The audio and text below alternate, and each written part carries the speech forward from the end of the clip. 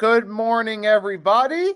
I know this is an unconventional start time for my stream, and I'm using the overlay. However, it's still your boy, nfceast. We still talking about the Eagles. It's time for the Week 17 recap.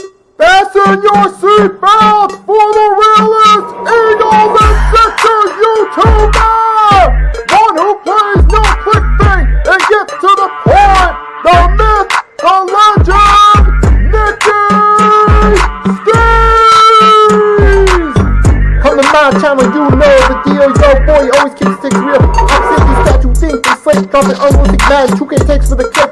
Even though cats like that get views closer to the milli, never hear me preach, slip on to Philly. Before you watch the Eagles all the way through to early 22, authentic talk, forget what others do. Come to my channel, you know the deal. Yo, boy, always keep things real. The 24/7, 365 way. Sports content for the reals that feel the day.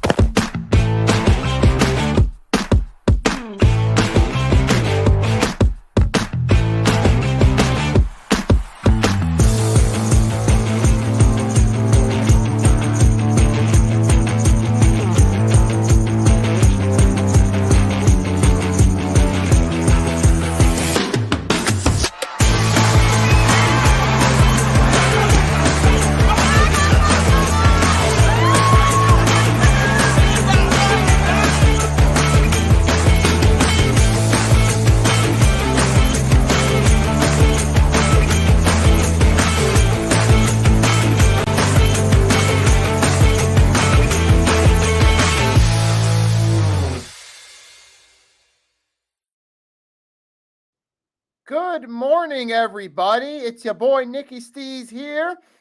We fresh off the Eagles, Week 17, shellacking of the Dallas Cowboys, 41-7, without Jalen Hurts starting.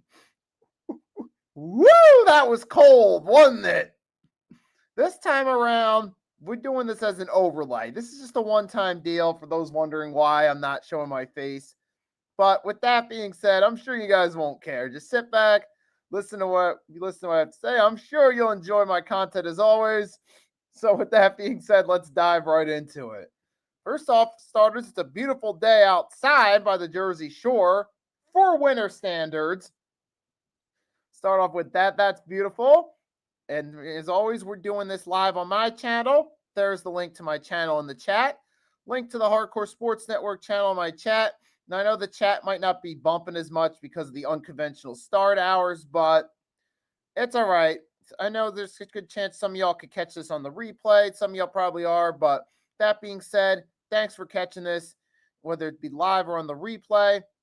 Appreciate it. We got the link to both the Hardcore Sports Network and the Nicky Stees channel streams in the chat as well. Let's dive right into it.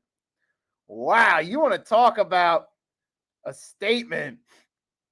Everyone, forget about last week, man.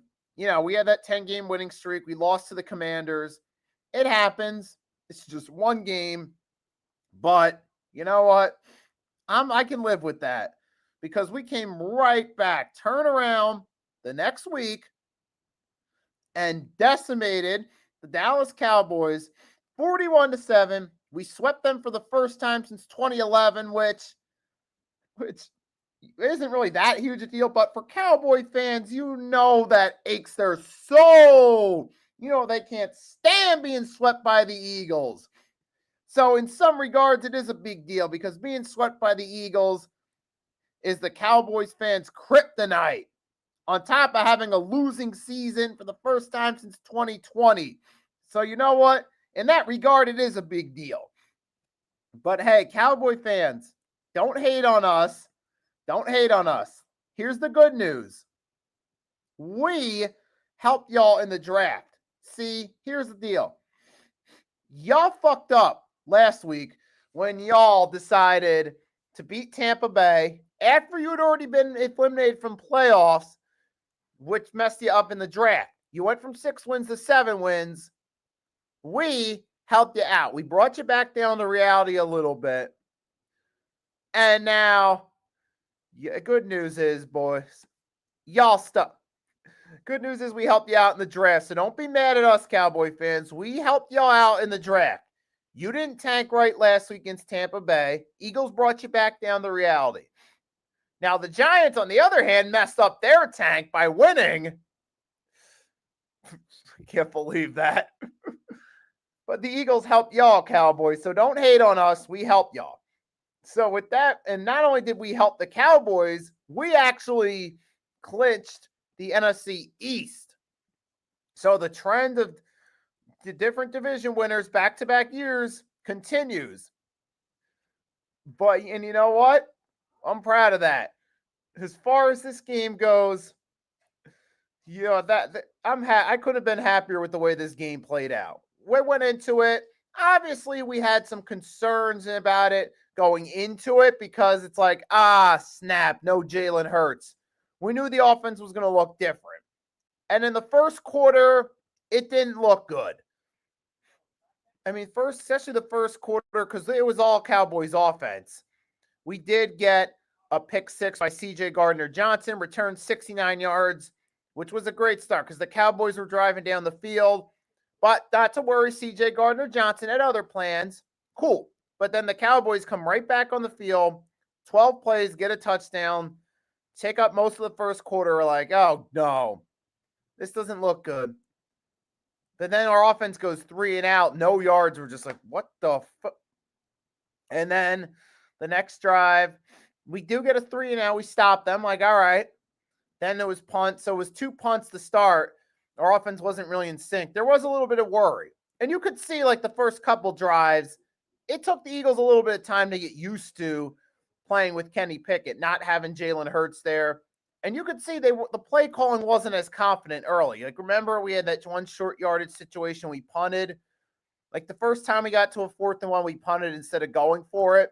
So there was a little bit lack of confidence in Pickett early. But once we got that first touchdown on that 10-play drive to go up 14-7, that got the confidence going in the offense a little bit.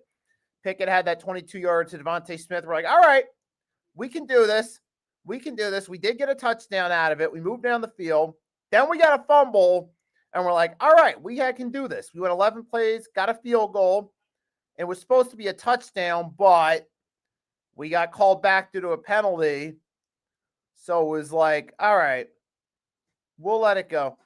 But then, all right, so we're up 17-7. Then we got an interception again before the half. Went down the field, got a touchdown right at the end of the first half. You know, it was like, all right, awesome, man. So he did it with Kenny Pickett's QB sneak. I'm like, all right, now we're rolling. We were up 24-7 at halftime. Hello, Greg and John. Good morning. Thanks for stopping by, showing your support as always. Greatly appreciated.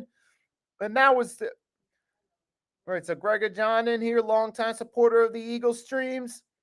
Hope you enjoyed that win yesterday, because certainly I did. It was awesome. And we clinched the division. We swept the Cowgirls. Great.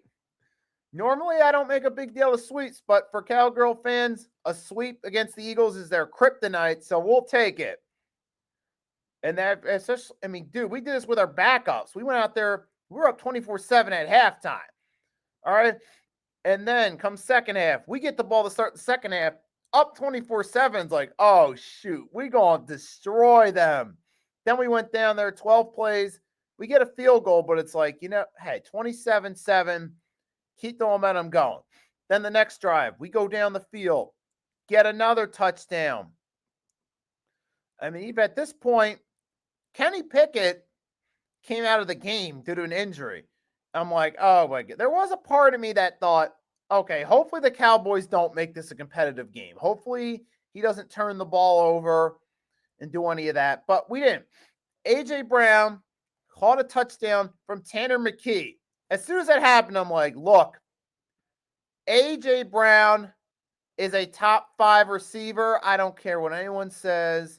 Barkley should shoot up next Sunday for the record against his former team. That would be hilarious.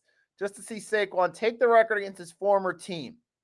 Just to remind the Giants front office how badly they screwed up when they paid Daniel Jones. Just as a final reminder that you made the biggest mistake. You let him walk to a division rival. Your front office gets what it gets. But realistically, I don't know if that's going to happen. But we'll talk more about that in a few minutes. But as far as the game goes, bro, this was just absolutely phenomenal. Absolutely phenomenal effort by the Philadelphia Eagles. I mean, DJ Brown, easily a top 5 receiver. Doesn't matter if it's Jalen Hurts, Kenny Pickett, Tanner McKee, throw him the ball, he'll make it happen. And by the way, thank you, Titans, for A.J. Brown. I hope you've enjoyed your tank. It's amazing. 2 of our biggest weapons on offense, Saquon Barkley and A.J. Brown, both came from division rival. Or no, not division rival. They both came from tanking teams. We got A.J. Brown via trade with the Titans draft day 2022. And we got Saquon from free agency when the Giants let him walk. That's crazy. And now both those teams are in tank bowl contention. So thank you, Tennessee Titans and New York Giants. And as far as Saquon Barkley goes, Saquon got 150 yards and reached the 2K mark on the season. That's right, folks. Saquon Barkley, his first year as a Philadelphia Eagle, he reached 2,000 plus yards. He's entered that elite company. He's shying in on breaking Eric Dickerson's record. But I don't know if that's going to happen because Saquon, he's already said it in the post-game press conference. He hinted at the idea, I'm willing to do whatever for the team. He said he likes the idea of the record, but he said feels like he doesn't need it. If they decide to rest him, he's okay. He's cool with it. So don't know if that's going to happen. Even though it would be cool, we don't know if he's actually going to go there. However, one thing's for sure, he did eclipse the 2,000 yard mark on the season. He's entered that elite territory alongside Eric Dickerson, Chris Johnson, remember CJ2K, Terrell Davis, Derrick Henry, Barry Sanders, Adrian Peterson, all those guys, Hall of Famers, even Chris Johnson, in my eyes, a Hall of Famer. And who else? You got O.J. Simpson, yes, we know, but it is what it is. Then you got Jamal Lewis for the Ravens in 2003. All those guys eclipsed the 2K mark. Saquon Barkley did it as well. Well, the Titans, bro. Well, Titans aren't even a team at this point, so I wouldn't even really worry about them. But man, that was it. So hey, excellent day by Saquon. 167 on the ground. And just all around a great performance in this game by the Eagles. I mean, I was just thrilled with this win right here. Now, we got the division locked up. We got the number 2 seed locked. It doesn't look like we're getting a home field advantage. But at this point, I would just accept the fact that's the case. I'm even willing to accept the fact Saquon likely won't break Dickerson's record. But we'll have to see. We don't know if they're going to play their guys yet. We'll have to find out.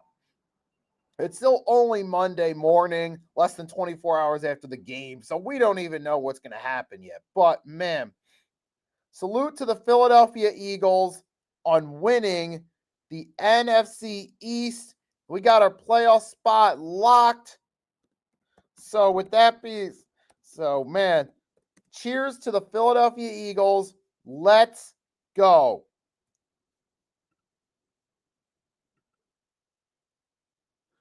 Let's freaking go, folks. Quick cheer and a quick salute to the Eagles for winning the NFC East. Let's get this thing rolling. Real quickly. We're going to come on here real quickly. I know I'm in my garage, but Real quickly, we just going to do a quick shout out to the Philadelphia Eagles.